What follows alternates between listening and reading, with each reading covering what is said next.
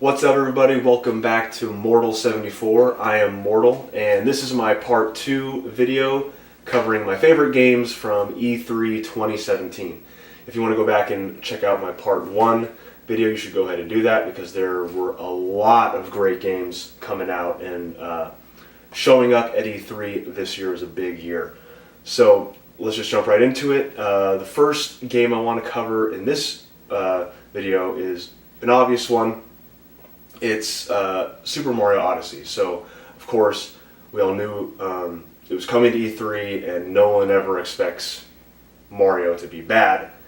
And that's why it didn't make a huge splash with me, because I always expect Mario to be what it always is. So I like to be surprised or see things that I don't expect. Mario, I know it'll be amazing. I know it'll be awesome. But when I saw the trailer showing the hat swapping, possessing mechanic, that was really cool. A lot of great things can come from that.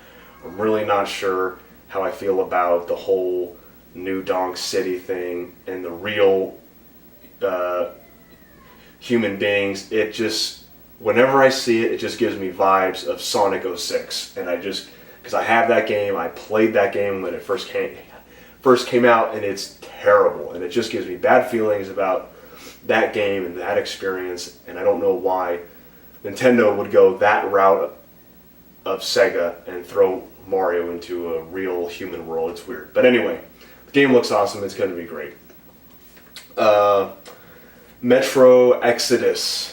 I've never played a Metro game. The previous ones are on my list of games to get for my collection, but I've never played one. They do look great, but specifically that trailer at the Microsoft press conference was stunning.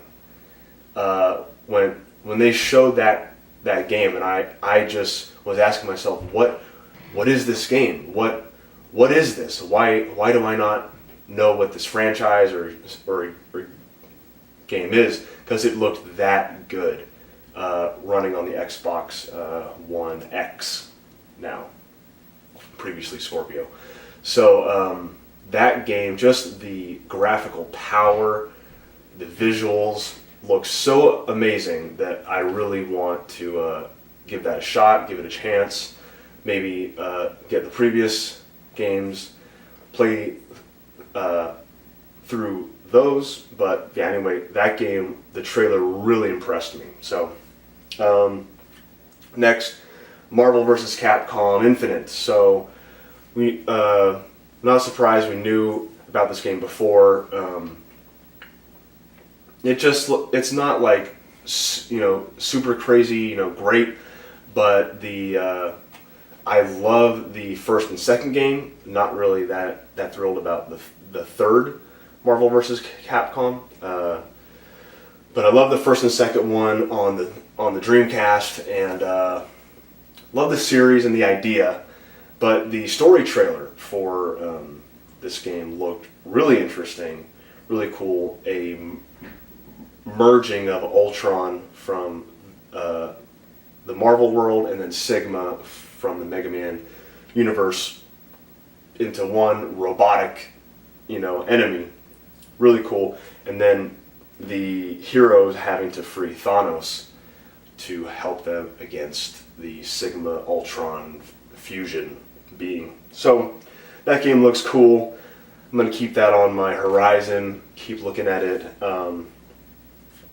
Okay, next, a big one. My younger brother and I are huge fans of this franchise, this series, God of War. So they showed this last year at E3, but this year we got a much more in-depth trailer, more action, more story, cinematic cutscenes and things like that. This just looks fantastic. They're taking Kratos out of what has defined him in the previous, 6 games that he's been in as the God of War in ancient Roman and Greek mythology era. and they're breaking conventions with all of that, throwing them into Norse. He's older and wiser now, has a beard, looks a badass beard. He looks awesome. He's got a son. He's just acting differently, but it's believable. It makes sense because it seems like so much time has passed since his past, that he's reflected on things and able to think about things differently now in his older age, but definitely still gets brutal, crazy, violent, and just destroys anything in his path when the time is necessary. So, game looks awesome. Really excited for that one. Dragon Ball Fighters looks amazing, which is really surprising. I said before, I like being surprised. This game is a huge surprise. With the Dragon Ball Z games, I'm a big fan of the show, watched it growing up, but the Dragon Ball Z games are just like, it just like goes over my head. Like, I don't care when they're announced, because it's just the same, in my mind, the same 3D fighting game that they release over and over and over with different names. And they're always fighting games, and they're always look the same. They have the same, characters, and it just, from an outside looking in, it just doesn't look like there's anything, new or good to come out in all these games that come out. This one is totally different. It is a 2D fighter, finally. It's not a 3D fighting game. And it looks amazing. It looks exactly like an HD, 4K version of the actual TV show, of the actual anime TV show.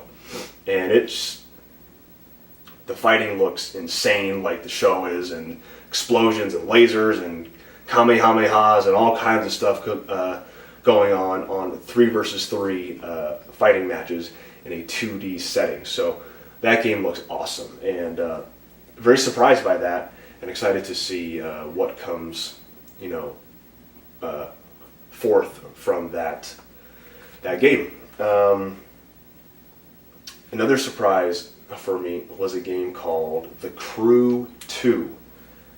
Now, I saw this in the press conference. I believe it was Microsoft's press conference, and I was shocked. I was really impressed by this trailer, but it's called 2, so I immediately did some research to find the first game, because I never even heard of the first game. So found that. Unfortunately, discovered that it's a game that requires online, which I don't like games like that. As a collector, they don't preserve well. But The Crew 2 looked awesome, and especially when they're doing racing with all different kinds of vehicles, and then they throw it into a boat. Boat racing. Boat racing is rare in video games. It doesn't come along very often, and I love boat racing games. And Hydro Thunder growing up. Man, my light is going crazy right now. Sorry about that, folks.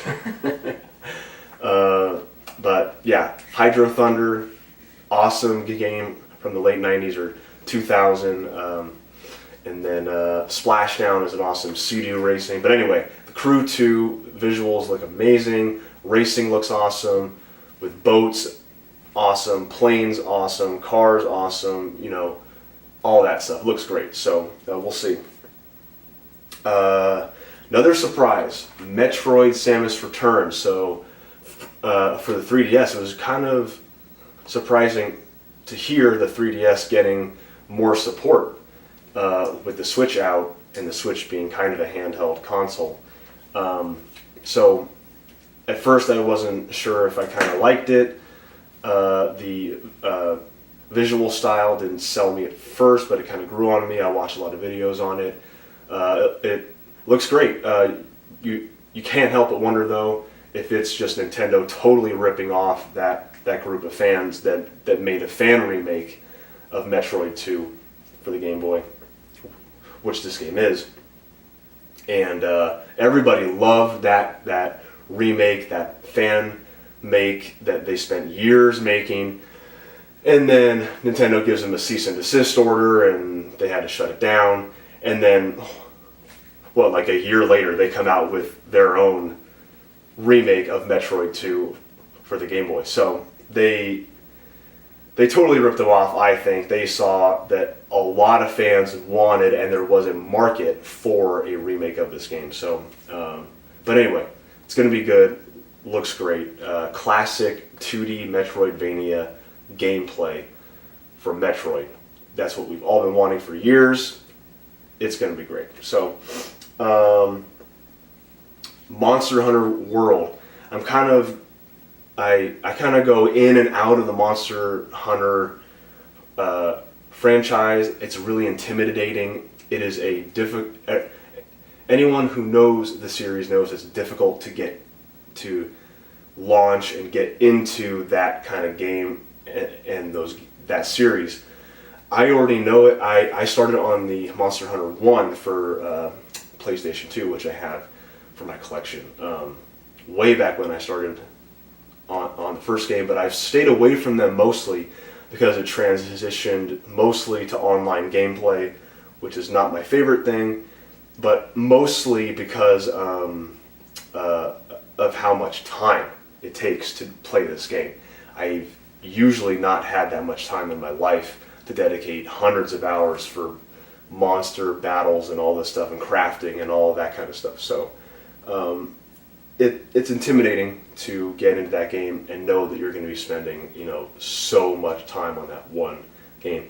And one mission takes like at least an hour, like an hour and a half if you're going to do a big mission. So, but it looks awesome. It looks great. There's no transitions into the various areas and spaces on the map, which has been a staple. Like, you have all these different areas and you have to load screen into the next area. This one is going to be totally seamless, walking all over the whole map. My younger brother is a big fan of Monster Hunter. He's not a big retro gamer, doesn't care about collecting, but Monster Hunter is one of those franchises that he loves, and he will definitely be playing this. I will definitely catch that with him. So, and lastly, for this video, part 2 on my favorite games from E3 2017, is a little known game that was barely showed in a conference. Nobody talked about it online, nobody on IGN or GameSpot or any of that kind of stuff.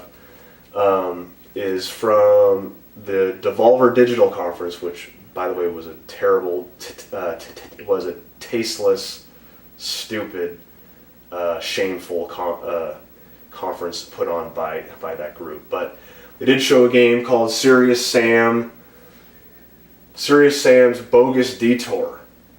Looks awesome. It's a top-down pixel art, like 8-bit NES kind of style, free roaming shooter. So not first person, but kind of like Ikari Warriors or something like that. It looks awesome. It looks, like I just said, like a top-down 8-bit free roaming shooter. Looks great. So excited to see where that goes. Hopefully it gets a physical release, maybe by limited run games. We'll see. I don't know.